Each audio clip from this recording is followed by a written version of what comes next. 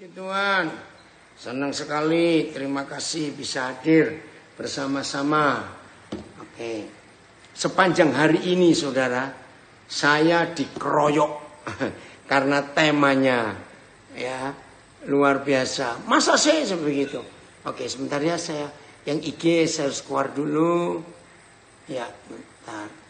Oh. Ini ya. Bentar, saya IG keluar dulu.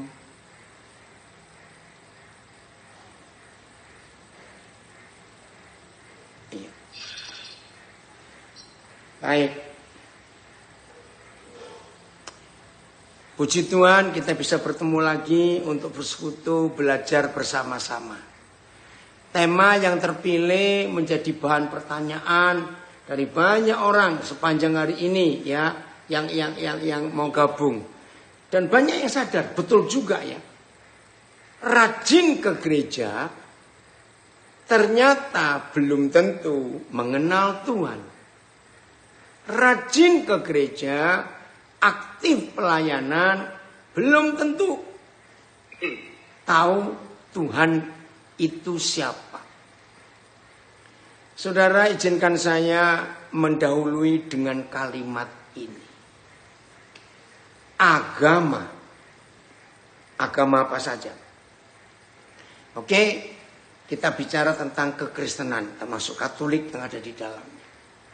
Seaktif apapun kita dalam melakukan ritual, ya perhatikan, dalam melakukan ritual keagamaan, sama sekali. Nah, saya tegaskan ini, jangan kaget, tapi ini fakta. Sama sekali tidak akan bisa mengenal Tuhan. Saya nggak akan lupa sebuah peristiwa kira-kira 5 tahun yang lalu. Saya ada di Belanda, nginap di rumah satu keluarga namanya family Ciok, keluarga Ciok. Nah, keluarga ini punya tetangga kira-kira 3 rumah sebelah kiri. Itu orang India. Nah, orang India ini tahu keluarga Ciok ini keluarga yang sangat rohani. Nah, suatu hari entah bagaimana, terus keluarga orang India ini bilang, hidupku ini capek, hidupku ini lelah. Padahal secara materi sangat sukses. Ringkas cerita, keluarga Ciok ini cerita tentang saya. Nah, saya pendeta dari Indonesia suka datang begitu. Saudara, reaksi pertama dari orang India ini, enggak, saya enggak perlu agama. Dengar kalimat ini, saya belajar 8 agama karena saya ingin cari sesuatu. Hah? Ini keluarga Ciok ini kaget, 8 agama? Iya. Nah, diundang ke rumahnya. Betul, lihat banyak sekali alat-alat ritual dari 8 agama itu ada di rumahnya. Nah, waktu saya dapat cerita itu dari keluarga Ciok, kamu mesti ketemu orang itu. Dia harus ditolong. Kasihan hidupnya. Untuk apa? Kekayaan begitu banyak. Untuk apa dia belajar 8 agama? Saudara, dia bukan cuma sekedar belajar, tahu. Dia menekuni satu persatu. Termasuk Kristen, Katolik, Buddha, Hindu, Sikh, ya, terus Sai Baba, waduh semua.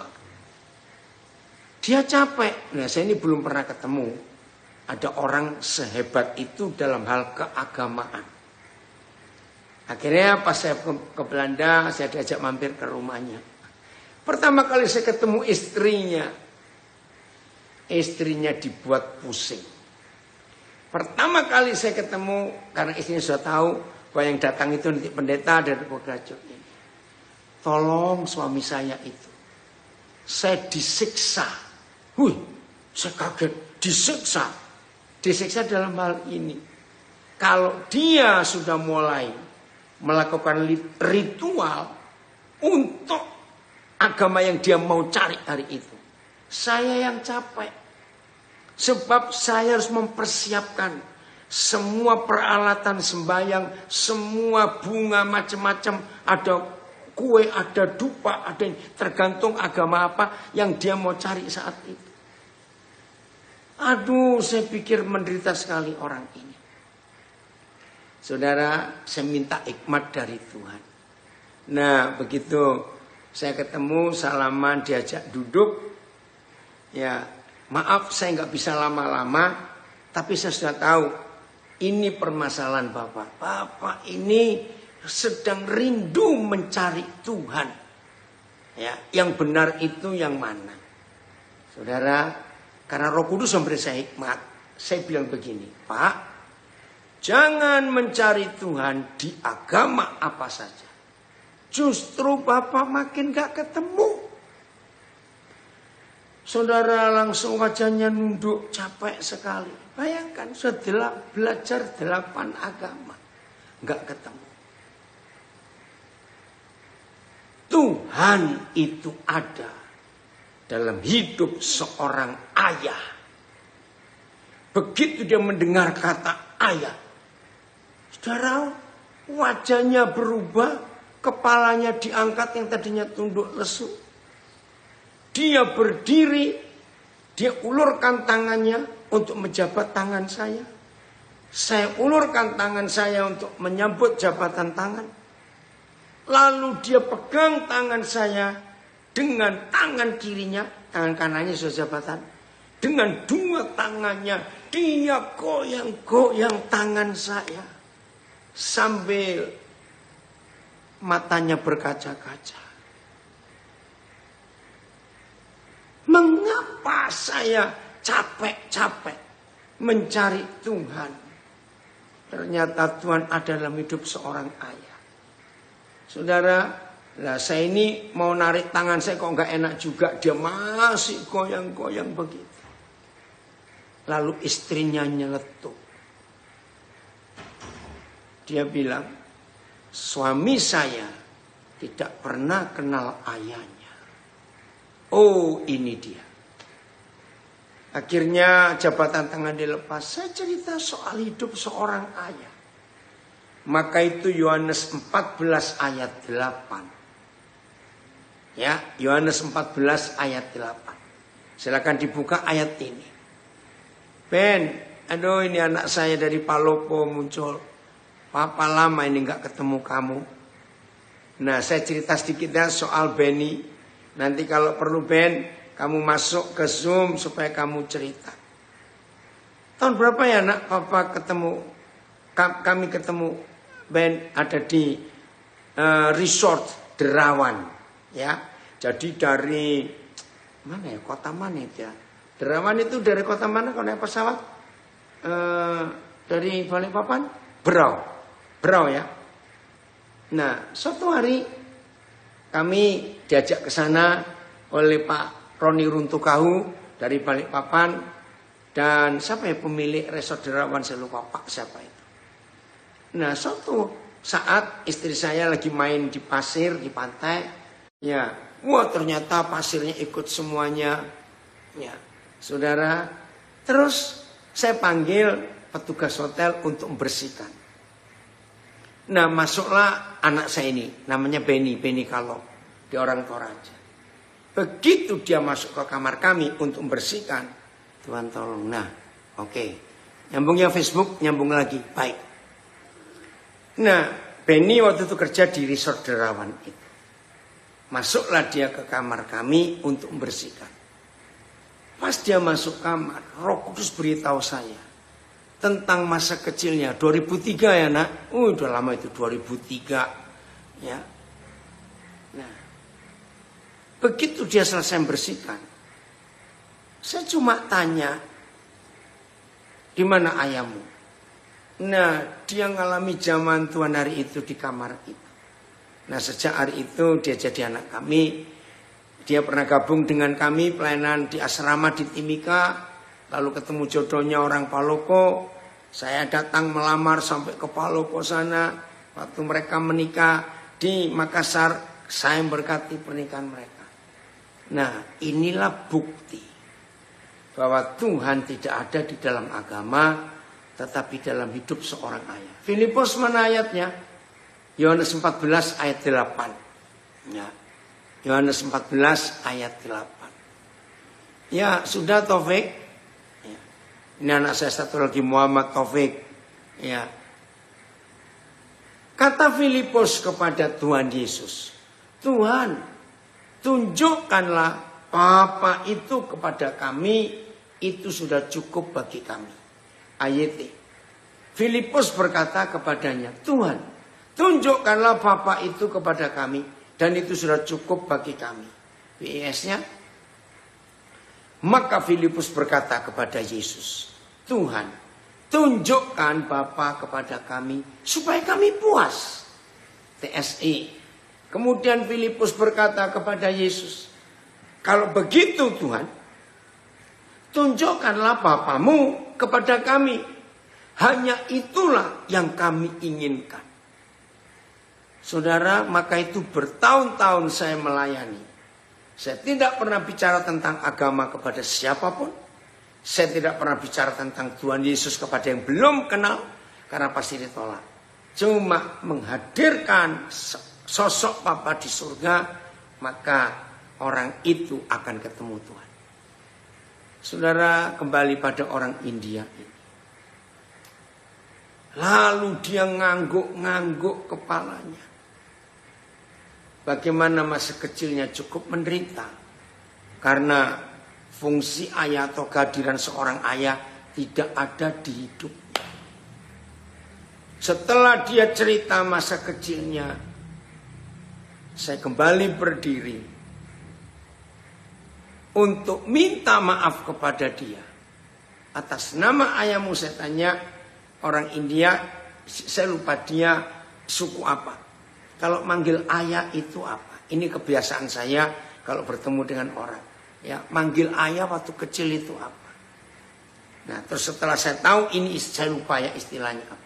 Lalu saya tanya, biasanya ayah manggil anaknya itu dengan kata apa, sebutan apa? Saya berdiri, saya mewakili ayahnya, saya minta maaf. Sebab gara-gara ayah, kalian menderita sejak kecil. Saudara, orang ini menangis. Lalu saya peluk dia. Enggak bicara agama, enggak bicara Tuhan. Ayah. Hari itu dia mengalami pemulihan yang luar biasa. Sayang, 2 tahun yang lalu setelah COVID, mereka pindah. Dan saya tanya keluarga Cuk, mereka pindah kemana? Tidak tahu. Yang penting, mereka sudah mengalami siapa ayah itu. Oi, Ibu Lili Sigit gabung, puji Tuhan. Ayah. Nah, melakukan ritual keagamaan, kalau saya berkata agama, itu melelahkan. Kalau saya bicara gereja, orang yang aktif di dalam gereja, ya, orang yang aktif di dalam gereja, sibuk dari Senin sampai ketemu Senin lagi, tanpa punya hubungan pribadi dengan Tuhan, maka tidak akan mengenal Tuhan. Maka itu tema kita luar biasa, Yahoo Enos. Tema yang dipilih oleh saudara kita dari PD Tulus Sejahtera Balikpapan. Sangat indah. Rajin ke gereja, tapi tidak mengenal Tuhan. Itu betul-betul tidak baik. Tapi itu terjadi. Izinkan saya memberi kesaksian. Akhir 80-an. Sampai awal 90-an. Saudara, ketika gereja-gereja karismatik mulai merebak di mana-mana, di kota-kota besar, di Pulau Jawa khususnya, Jakarta, Surabaya, Bandung, Semarang. Oh, Jailolo hadir, puji Tuhan. Ya. Merebak, saudara. Tiap apa itu sering ada KKR. Aktivitas luar biasa. Kegiatan mereka dari Senin sampai ketemu Senin. Minggu sudah ibadah. Dalam hari Minggu aja ibadah bisa 3 kali, bisa 4 kali satu hari. Lalu Senin ada doa jemaat. Lalu Selasa doa pengerja. Lalu Rabu nanti doa puasa. Nanti Kamis, apalagi Jumat, apalagi Sabtu, apalagi. Nah, apalagi kota besar seperti Jakarta. Yang rumahnya jauh-jauh dari tempat ibadah mereka. Kebanyakan para aktivis gereja ini tidak sempat pulang ke rumah waktu dari kantor. Jadi dari kantor langsung ke gereja, makan di situ, kumpul di situ. Wah, sibuk luar biasa. Saudara, pertengahan 90-an, 95 ke atas, muncul masalah. Masalah apa itu? Oh ya, Novan, senang sekali. Ini anak dari Bandung. Muncul masalah. Apa masalahnya? Ternyata rata-rata anak-anak aktivis gereja yang sibuk pelayanan mulai kelihatan pemberontakannya. Ada yang kena narkoba, pergaulan bebas, terlibat masalah keuangan. Saudara, pertengahan tahun 90-an itu kacau. Menyedihkan sekali. Papa mamanya aktif pelayanan. Tapi anak-anaknya, ya gak semua ya, gak semua. Anak-anaknya kacau. Saudara, Krisman, ya ini anak saya orangnya yang ada di Palembang. Maka itu sibuk aktif pelayanan. Belum tentu mengenal Tuhan. Sebab Tuhan tidak ada di dalam ritual. Tuhan tidak ada di dalam aktivitas gereja. Maaf loh saudara. Maaf. Papa ingin menemui kita dalam hidup sehari-hari. Catat itu. Papa ingin menemukan kita. Menemui kita dalam hidup sehari-hari. Ini baru gabung ya di salah satu sosial media saya kenal baik. Suaminya yang adalah hamba Tuhan, aktivis gereja. Saya kenal sebab keluarga ini. Tiba-tiba bisa selingkuh, lari dengan perempuan lain. Dan sampai hari ini hamba Tuhan ini, katanya hamba Tuhan, meninggalkan istri dan anak-anaknya. Tapi puji Tuhan, istri yang takut Tuhan, walaupun disakiti suaminya, bisa membiayai sekolah anak-anaknya. Sekarang satu sudah hampir lulus dokter. Hebat ya. Nah itulah fakta. Ada komen dari Nabire, saya baca. Ritual agama hanya bisa dijalani oleh jiwa yang gamang, jiwa yang ragu-ragu dalam kehidupan, dan dinikmati oleh jiwa yang putus asa menemukan Tuhan sebagai Papa. Betul. Nah, jadi aktif kita di gereja tidak menentukan kita kenal Papa atau tidak. Ya, terus gimana cara kita mengenal? Saudara, kita menggunakan filosofi kehidupan dulu. Satu-satunya konsep dan prinsip seorang bisa mengenal yang lain itu lewat pergaulan. Ya, bergaul. Itu yang bisa mengenal si A kenal si B karena bergaul. Puji Tuhan untuk itu. Nah, maka itu sekarang kita lihat Kejadian 5 ayat 22. Mengapa ada prinsip ini? Lisa sudah kontak Coach Jackson ya? Lihat Kejadian 5 ayat 22. Kenapa ada ini? Kejadian 5 ayat 22.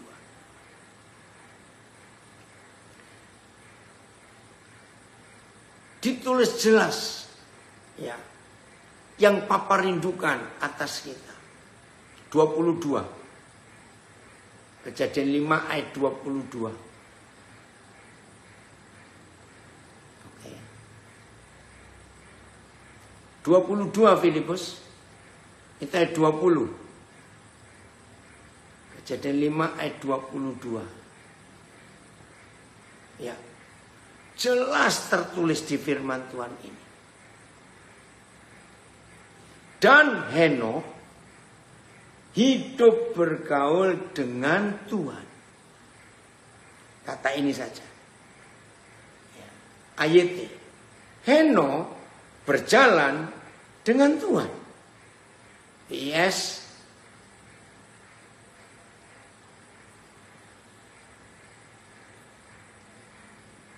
Setelah itu Henokh hidup dalam persekutuan dengan Tuhan. TSI.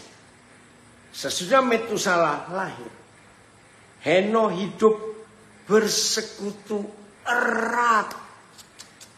Terima kasih Bapak. Dengan Tuhan. Ayo kita keluarkan kata-kata yang beda dari beberapa terjemahan. TSI disebut Henokh hidup bersekutu erat dengan Tuhan. BIS, Henokh hidup dalam persekutuan dengan Tuhan. Ya. AYT turun Filipus. AYT Henokh berjalan dengan Tuhan. Terjemahan baru, Henokh hidup bergaul dengan Tuhan. Nah, di sini kita melihat bahwa aktivitas pelayanan di dalam gereja, maaf ya jangan marah dulu. Aktivitas pelayanan di dalam gereja itu dijamin tidak akan bisa mengenal Tuhan.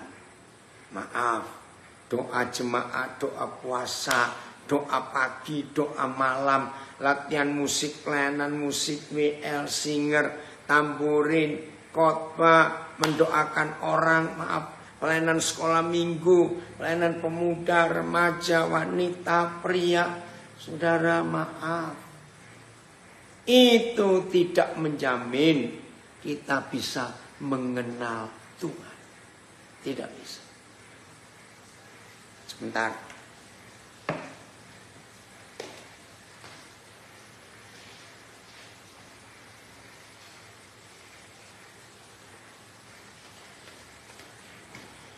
Jadi yang bisa membuat kita mengenal Tuhan itu kalau kita bersekutu erat, berjalan dengan Tuhan, bergaul.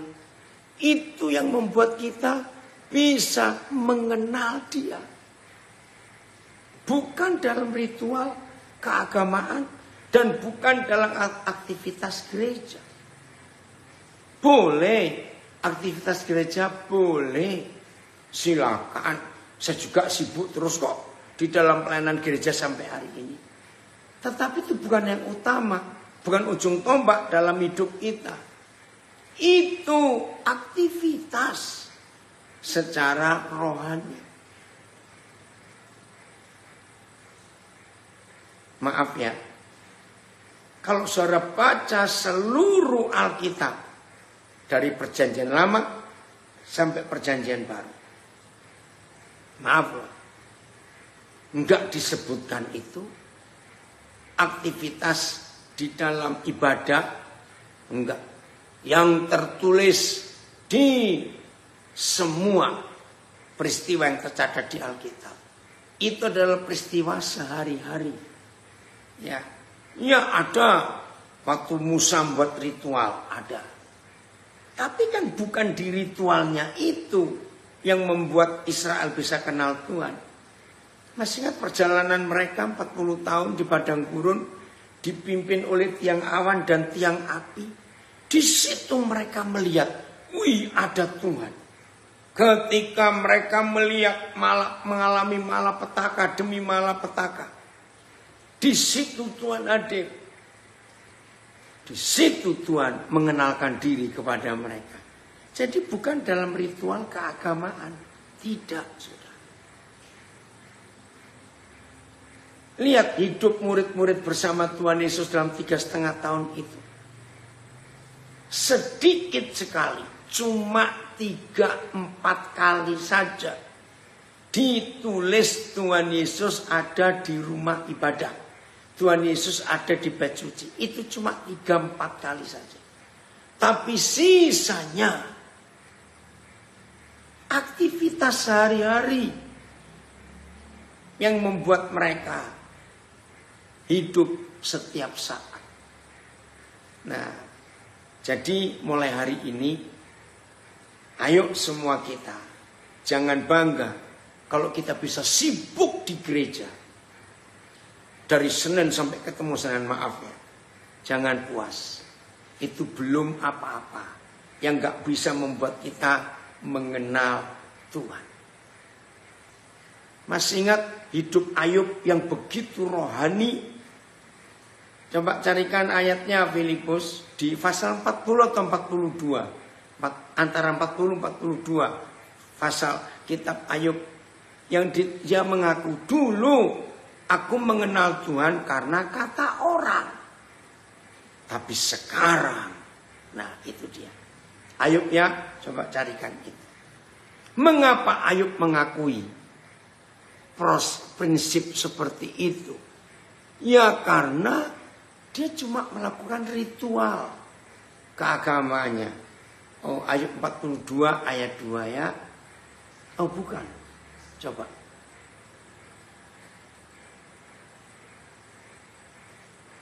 Oke. Sambil cari ya. Nah, jadi pengalaman yang kita alami dengan Tuhan. Oh ini ya, hanya dari kata orang saja. Oh 42 ayat 5. 42 ayat 5. Kita lihat ya dari berapa terjemahan Filipus. Ayub 42 ayat 5. Iya dari Banjarmasin dan komen. Iya, Ayub hidupnya rohani sekali. Ya ritual saja. Begini pengakuan Ayub setelah dia melewati proses hidup yang begitu berat. Hanya pasal 42 ayat 5. Hanya dari kata orang saja aku mendengar tentang engkau. Tetapi sekarang mataku sendiri memandang engkau. Ayat ini. Aku sudah mendengar kabar tentang engkau hanya dengan telinga. Tetapi sekarang mataku telah melihat engkau. Ya, TL. Bahwa dengan pendengaran telingaku sudah ku dengar bunyimu. Tetapi sekarang aku melihat engkau dengan mataku. BIS. Dahulu, nah ini lebih keren BIS-nya. Dahulu pengetahuanku tentang engkau, pengetahuan ya, bukan pengenalan. Pengetahuanku tentang engkau hanya ku dengar dari orang saja. Tetapi sekarang ku kenal engkau Yahweh Tuhan dengan berhadapan muka. Keren sekali. Evaya Filipus. Nah, padahal Ayub ini orang rohani. Evaya.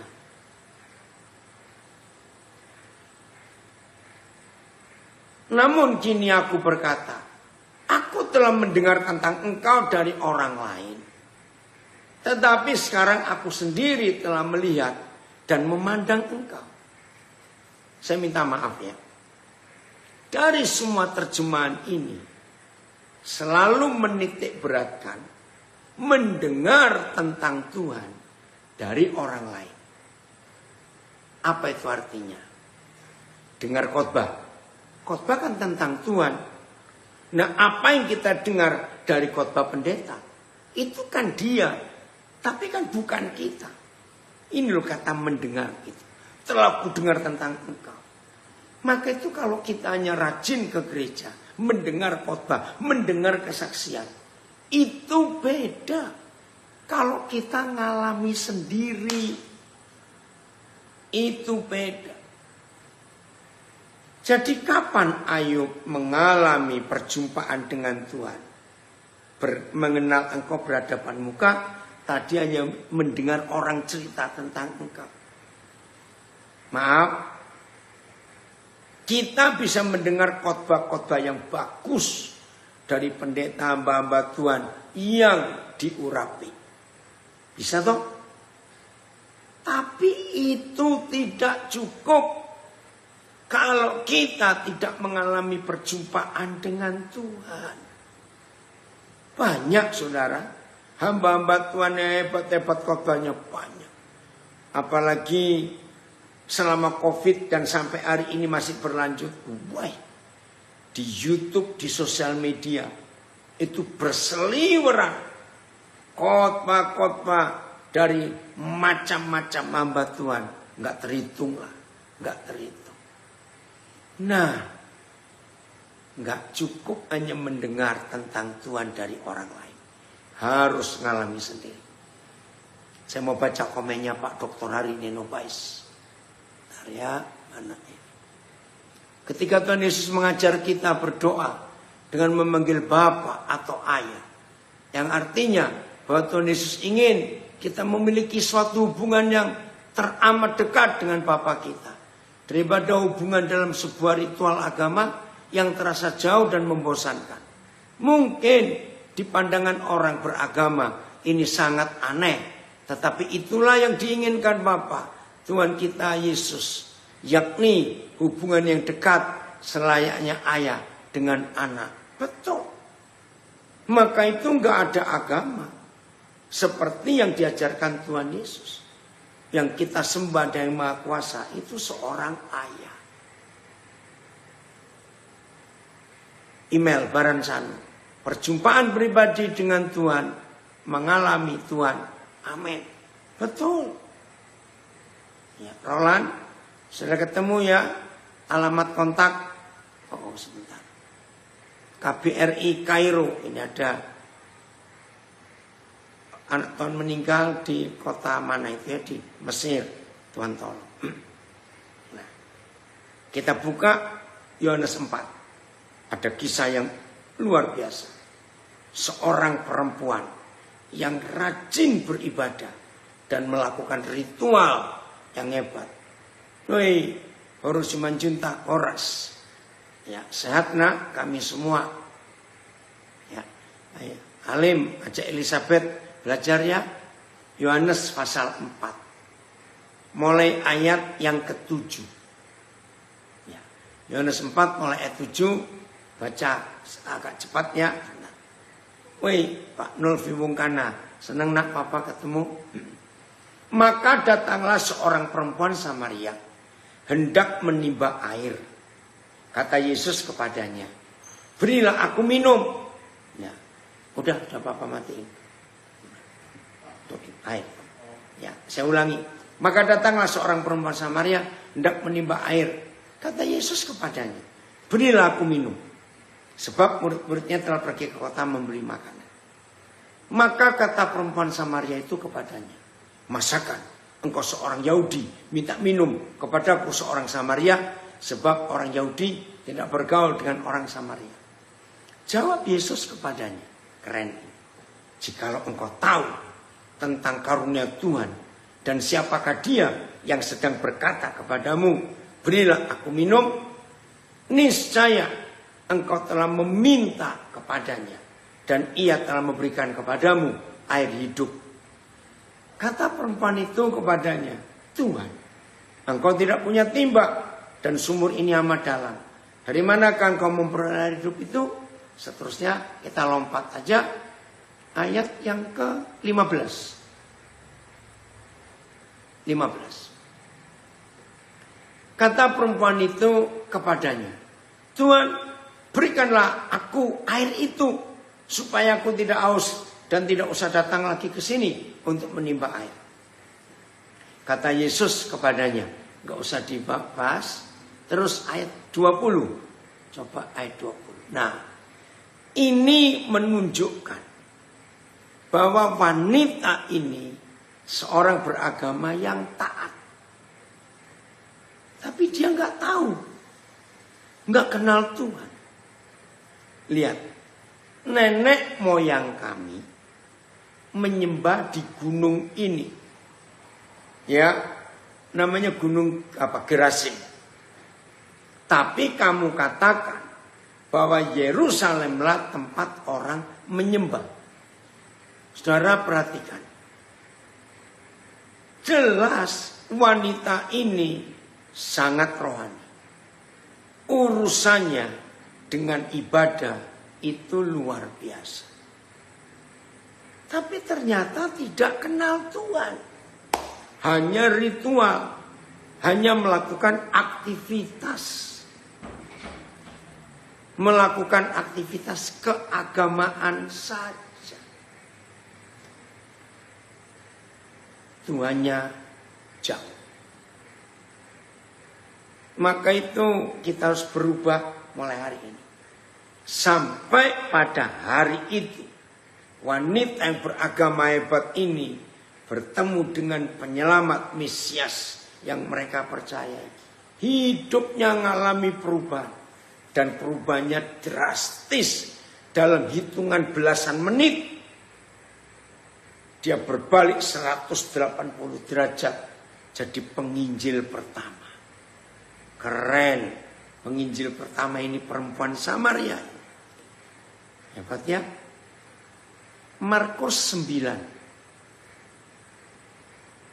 Markus 7. Markus 7. Mulai ayat 1. Nah ini contoh orang-orang beragama. Ini contoh orang-orang beragama. Aktif saudara. Sangat aktif. Markus 7. Saudara lihat judulnya. Perintah Tuhan dan adat istiadat Yahudi. Jelas sekali ini. Nah, kalau kita melihat ayat ini.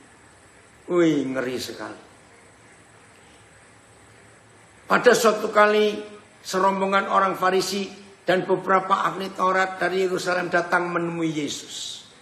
Seterusnya ya. Ayat 3. Sebab orang-orang Farisi seperti orang-orang Yahudi lainnya tidak makan kalau tidak melakukan pembasahan tangan lebih dulu. Karena mereka berpegang pada adat istiadat nenek moyang mereka. Dan kalau pulang dari pasar, mereka juga tidak makan kalau tidak lebih dulu membersihkan dirinya. Banyak warisan lain. Warisan lain lagi yang mereka pegang. Umpamanya hal mencuci cawan, kendi, perkakas-perkakas tembaga. Nah, terus ayat 6. Tuhan Yesus marah. Jawab Yesus kepada mereka. Benarlah nubuat Yesaya tentang kamu. Wih, ngeri. Hai orang-orang munafik. Sebab ada tertulis. Bangsa ini memuliakan aku dengan bibirnya. Padahal hatinya jauh daripadaku. Bibirnya dekat dengan Tuhan. Hatinya yang jauh. Inilah kalau orang hanya aktif melakukan ritual ibadah. Ayat 7. Percuma mereka beribadah kepadaku. Beribadah loh saudara, enggak main-main. Percuma mereka beribadah kepadaku.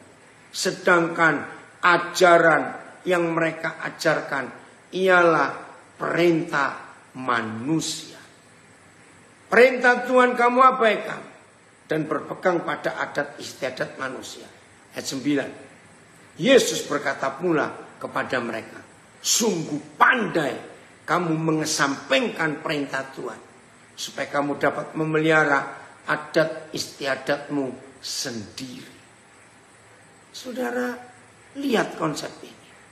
Terus ayat 11. Oh maaf, ayat 10, 11 supaya nyambung. Karena Musa telah berkata, hormatilah ayahmu dan ibumu. Dan siapa yang mengutuki ayahnya atau ibunya harus mati. Ini hukum Tuhan lewat Musa. Tetapi kamu berkata, kalau seorang berkata kepada bapaknya atau ibunya, apa yang ada padaku yang dapat digunakan untuk pemeliharaanmu, sudah digunakan untuk korban, yaitu persembahan kepada Tuhan. Maka kamu tidak membiarkannya lagi berbuat satupun untuk bapaknya atau ibunya. Dengan demikian firman Tuhan kamu nyatakan tidak berlaku. demi adat istiadat yang kamu ikuti itu. Dan banyak hal lain seperti itu yang kamu lakukan. Maaf ya saudara. Aktif di gereja, aktif dalam pelayanan. Tapi tanpa mengalami perjumpaan pribadi dengan Tuhan. Kita nggak akan bisa kenal Tuhan. Ayolah mulai hari ini. Boleh ke gereja silakan. Tapi jangan tiap hari di gereja. Kapan ngurus kerjaan, kapan ngurus rumah, kapan ngurus suami, kapan ngurus istri, kapan ngurus anak. Kalau tiap hari harus ada di gereja. Pernah, ya sekarang hampir tidak ada. Berapa banyak tahun yang lalu, di semua gereja, di mana saja.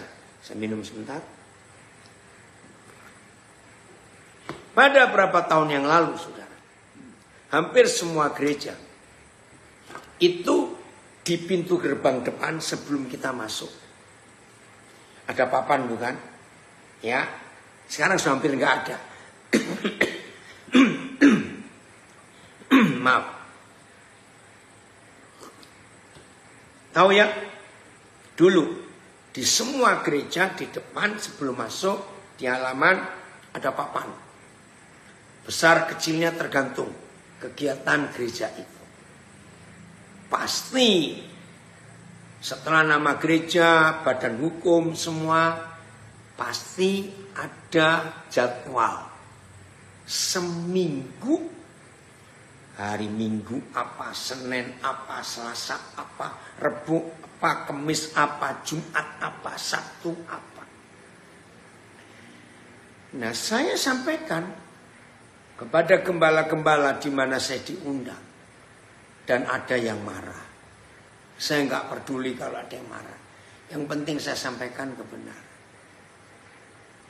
Apakah menurut Bapak atau Ibu Gembala, Tuhan puas dengan aktivitas kita seminggu penuh. Dari minggu sampai ketemu minggu lagi?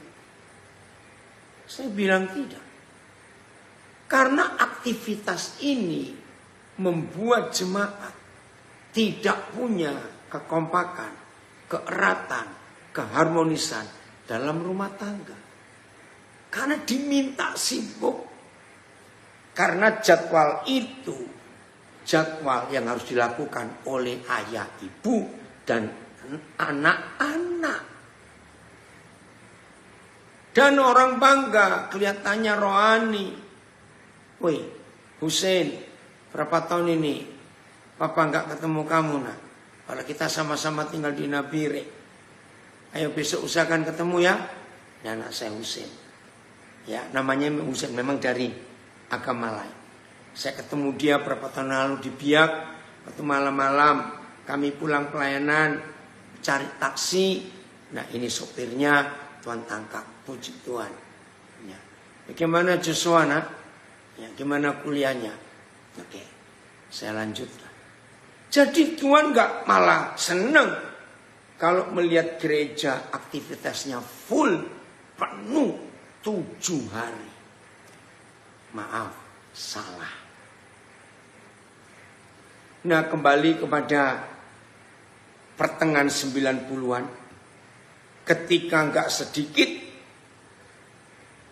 anak-anak diaken, anak-anak majelis, anak-anak aktivis gereja, hidupnya kacau, free sex, narkoba, masalah uang.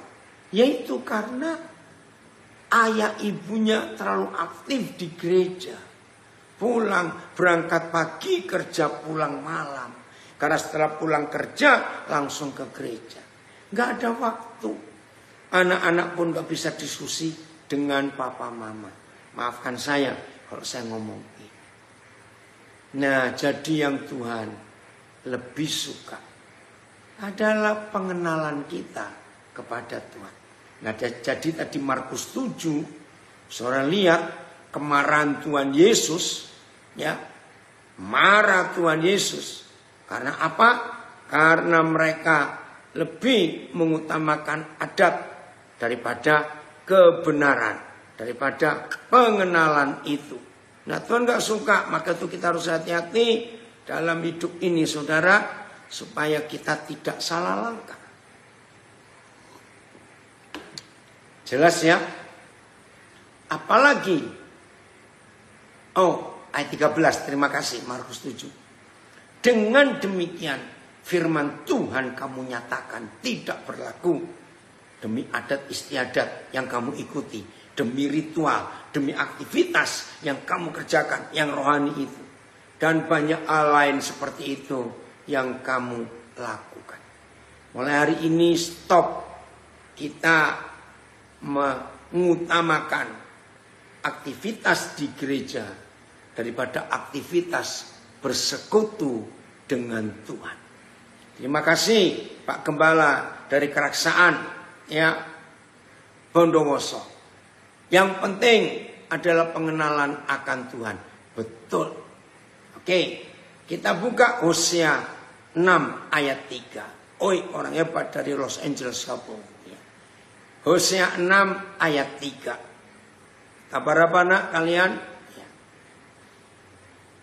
Di LA atau di mana kalian sekarang? Hosea 6 ayat 3. Terima kasih Nolvi untuk ingatkan ini. Doa puasa bagus. Doa pagi bagus. Doa malam bagus. Tapi tanpa di Jakarta mengenal akan Tuhan, percuma. Lihat ini kerinduan Papa kita. Marilah kita mengenal dan berusaha sungguh-sungguh mengenal Yahweh. Bukan ajak, ayo kita sungguh-sungguh berdoa. Ayo kita sungguh-sungguh puasa. Tidak. Marilah kita mengenal dan berusaha sungguh-sungguh mengenal Yahweh. Bayangkan, ajakannya sejelas ini. Mengenal. Bukan ngajak ibadah. Bukan ajak pelayanan. Tapi mengenal. Tadi sore sebelum pelayanan ya tiba-tiba salah satu anak saya itu ngomong, Pak masih ingat Jimmy? Ya. Oh ya ingat. Nah kan selalu ada yang tinggal bersama kami di rumah ini saudara. Ganti-ganti ya. Ini ada 2 orang guru, yang satu baru menikah sudah keluar sekarang. Nah terus saya tanya, kenapa dengan Jimmy? Nah Jimmy itu pernah tinggal dengan kami, saya lupa berapa tahun. Setelah menikah, dia keluar. Saya tanya, buku apa? Ya. Buku apa yang dia mau tulis? Ya. Ternyata dia mau nulis buku, salah satunya. Selamat tinggal dengan kami. Jimmy ini gak pernah melihat saya ngajak doa pagi, saya ngajak doa puasa, saya ngajak baca Alkitab. Enggak. Oh dia mau nulis itu, bagus. Saya akan dorong dia untuk nulis pengalamannya. Nah, karena yang saya ajarkan kepada anak-anak bukan ritual, bukan aktivitas rohani, tapi aktivitas sehari-hari yang mendekatkan diri kepada Tuhan. Ya, Win, langsung gabung aja Win. Nah itu dia. Puji Tuhan. Kalau dia mau menulis tentang itu. Ini luar biasa. Nah itu cara saya hidup. Mengajarkan orang. Oke, bagian terakhir sekarang. Nah sekarang bagaimana? Ritual itu ya cukup. Maaf ya maaf. Aduh ini kalau saya mau ngomong saya gak enak dengan para gembala. Maafkan saya. Sebetulnya cukuplah seminggu 2 kali. Kita tuh ada di ibadah. Ya maksimal 3 kali lah. Terserah. Kalau saya mau 4 kali. Lalu aktivitas yang lain. Dari pagi kita bangun. Langsung hadirkan Tuhan di hidup kita. Hadirkan dia. Kan dia itu Immanuel. Kalau dia menyebut dirinya Immanuel, berarti dia selalu ada dengan kita.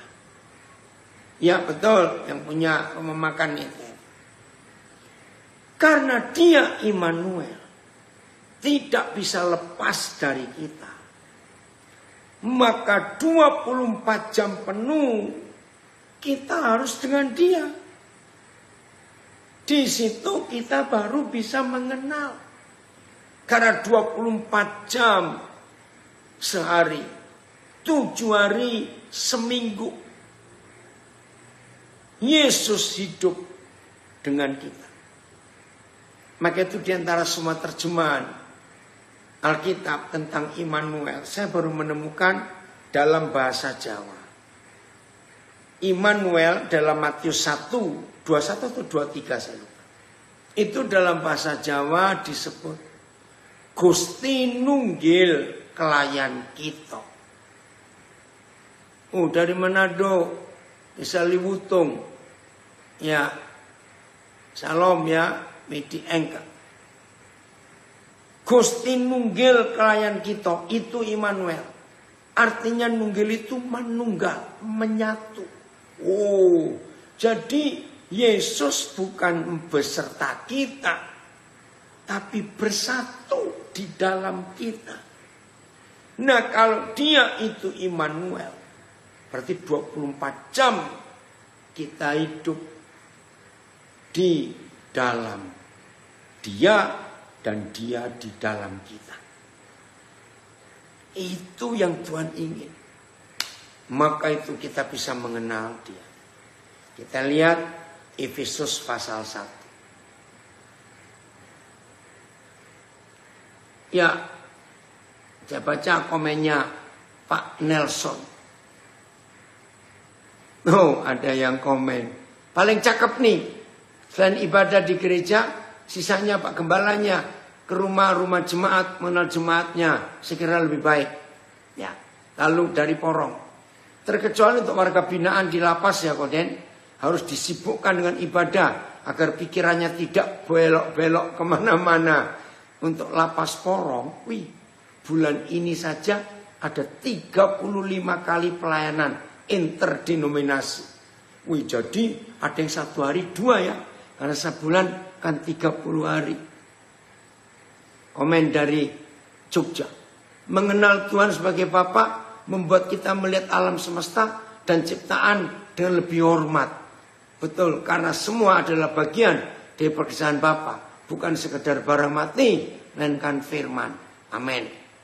Udah, Efesus 1, ayo dengan cepat. Kenapa ada kata ini? Oh, ada yang komen tuh Pak Nelson, nanti keluar dari lapas langsung jadi pendeta. Ya, mulai ayat 3. Mulai ayat 3 ya. Terpujilah Tuhan dan Bapa Yahweh kita Yesus Kristus. 1. Yang dalam Kristus telah mengaruniakan kepada kita segala berkat rohani dalam surga. Ayat 4. Sebab di dalam dia, kata kedua, di dalam dia, dalam Kristus. Sebab di dalam dia Tuhan telah memilih kita sebelum dunia dijadikan, supaya kita kudus dan tak bercacat di hadapannya. Ayat 5 yang ketiga, dalam kasih. Kasih itu kan Tuhan Yesus sendiri. Oleh Kristus. Oke. Ayat 6 yang keempat. Ya, bagian terakhir. Oke, saya baca lengkap. Supaya terpujilah kasih karunia-Nya yang mulia, yang dikaruniakannya kepada kita di dalam dia, yang dikasihnya. Yang kelima, ayat 7. Sebab di dalam dia dan oleh darahnya kita beroleh penebusan, yaitu pengampunan dosa menurut kekayaan kasih karunia-Nya, yang dilimpahkannya kepada kita dalam segala hikmat dan pengertian. Yang keenam, terus ayat 9, ada enggak yang di dalam dia? Tidak ada. Di ayat 9. Oh, ada. Dalam Kristus, ayat 9. Yaitu rencana kerelaan yang dari semula telah ditetapkannya di dalam Kristus. Yang ketujuh, enggak ada. Ayat 10. Ya, ayat 11. Aku katakan di dalam Kristus. Oh ada ayat 10 ya, yang ketujuh. Mempersatukan di dalam Kristus sebagai kepala adalah sesuatu yang baik. Ayat 11 yang ke-8. Aku katakan di dalam Kristus. Karena di dalam dialah 9. Kami mendapat bagian yang dijanjikan. Kami yang dari semula ditentukan untuk menerima bagian itu. Nah saudara, jadi password surat-surat Paulus itu in Christ. In Christ. Di dalam dia. Maka ayat 11 ada. Yang keberapa hitung sendiri ya. Ayat 13. Di dalam dia. Nah. Kalau Yesus Kristus yang adalah kasih dan adalah firman. Itu hidup di dalam kita. Dan kita di dalam dia. Maka jangan fokus hanya kepada ritual dan aktivitas dan pelayanan mingguan. Oh 13 banyak ya. Di dalam dia kamu juga karena kamu telah mendengar firman kebenaran. Yaitu Injil keselamatanmu. Di dalam dia kamu juga ketika kamu percaya dimeteraikan dengan Roh Kudus yang dijanjikan itu. Jadi kalau kita sudah di dalam dia, di dalam dia, di dalam dia. Dan kita, dia di dalam kita, ya sudah. Hiduplah tiap hari bersama dia. Enggak perlu cuma sibuk di aktivitas kegerejaan. Enggak cukup. Miliki konsep itu mulai hari ini. Satu ayat lagi. 1 Tesalonika 5 ayat 17. Berdoalah senantiasa. 17-18 itu ya. Nah kalau pakai hukum agama. Kita enggak bisa berdoa senantiasa.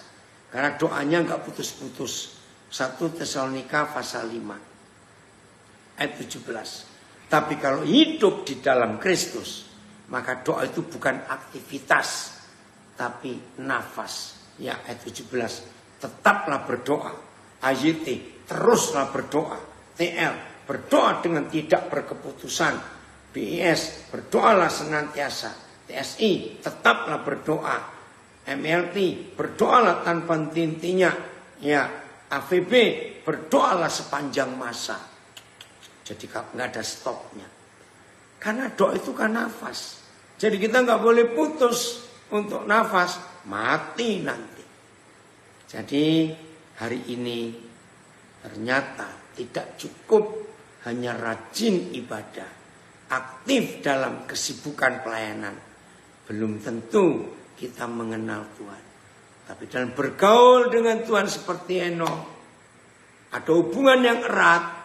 Maka kita akan makin kenal siapa Tuhan dan Bapa kita yang di surga. Roh Kudus menolong kita untuk kita bisa melakukan ritual. Bukan ritual, tapi keakraban, kedekatan kita dengan Tuhan. Indah saudara, makin mengenal. Nah, kalimat terakhir. Hanya ada 2 fakta bahwa kita mengenal dia. Kita makin mengasihi dia dan makin mentaati dia. Titik. Pengenalan kita kepada Tuhan tidak ditentukan oleh berapa jam kita sehari berdoa, oleh berapa banyak ayat yang kita hafalkan, oleh berapa banyak persembahan kita. Tidak. Pengenalan kita kepada Tuhan hanya ditentukan kita makin mengasihi dia dan makin taat kepada dia. Maka kalau saudara dan saya sudah makin hari, makin mengasihi Tuhan, berarti membenci dunia, makin mentaati dia, daripada mentaati orang-orang lain atau keinginan kita sendiri, maka pengenalan kita kepada Tuhan sudah sampai di situ. Tuhan Yesus memberkati kita semua, dan ayo kita berlomba-lomba untuk mengenal dia. Tuhan memberkati.